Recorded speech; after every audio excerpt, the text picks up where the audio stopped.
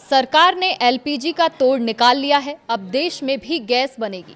नमस्कार, आप देख रहे हैं न्यूज़ 18 का डिजिटल प्लेटफॉर्म। आपके साथ मैं हूं पारुल तिवारी। ईरान युद्ध के कारण पैदा हुए वैश्विक ऊर्जा संकट और महंगे आयात के बीच एक बड़ी खुशखबरी है।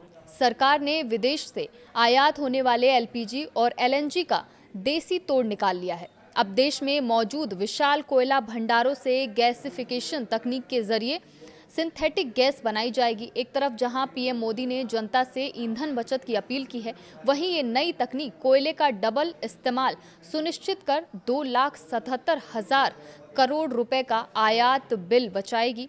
पश्चिम एशिया में सुलग रहे ईरान युद्ध के कारण दुनिया भर में हाहाकार मचा हुआ है।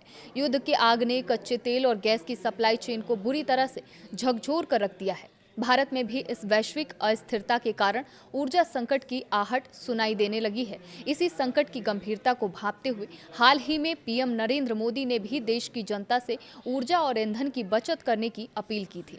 लेकिन अब इस तनावपूर्ण माहौल के बीच मोदी सरकार एक ऐसा ब्रह्मास्त्र लेकर आई है जिसने विदेशी गैस और तेल पर निर्भरता की टेंशन को हमेशा के लिए खत्म करने का रास्ता साफ कर दिया है।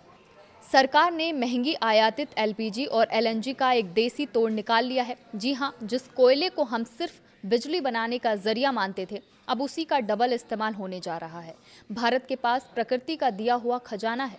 दुनिया के सबसे बड़े कोयला भंडारों में से एक भारत में है, जहां करीब 401 अरब टन कोयला और 47 अरब टन लिग्नाइट मौजूद है। आज भी हमारी ऊर्जा ज़रूरतों का 55% से ज़्यादा हिस्सा इसी कोयले से पूरा होता है।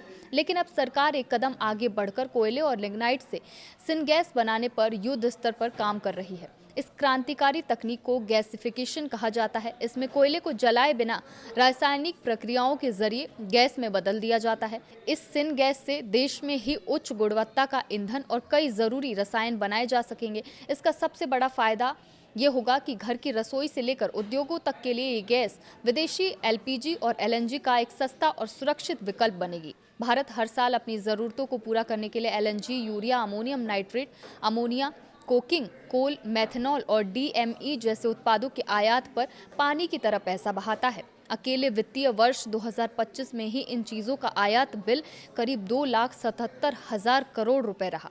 पश्चिम एशिया में चल रहे तनाव ने इस आयात को और भी महंगा और असुरक्षित बना दिया।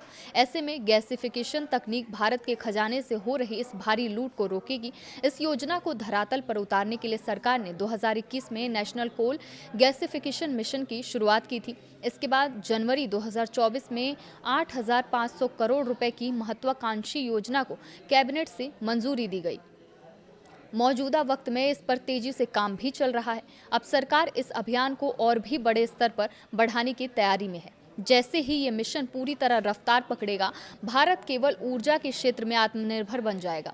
लिग्नाइट सरकार देश में मौजूद विशाल कोयला और लिग्नाइट भंडारों का उपयोग करके गैसिफिकेशन तकनीक के जरिए सिन गैस बना रही है, जो विदेशी गैस का एक बेहतरीन और सस्ता विकल्प बनेगी। भारत के पास दुनिया के सबसे बड़े भंडारों में से एक है और इस तकनीक से भारत को विदेशों से एलएनजी, यूरिया और मेथनॉल जैसे महंगे उत्पाद नहीं खरीदने पड़ेंगे, जिससे सालाना लगभग 2,77,000 करोड़ के भारी भरकम आयात बिल की बचत होगी। सरकार ने जनवरी 2024 में इस मिशन को बढ़ावा देने के लिए 8,500 करोड़ रुपए की योजना को मंजूरी दी है, जिसके तहत वर्तमान में 6,233 करोड़ रुपए की लागत वाली 8 परियोजनाओं पर काम भी चल रहा है।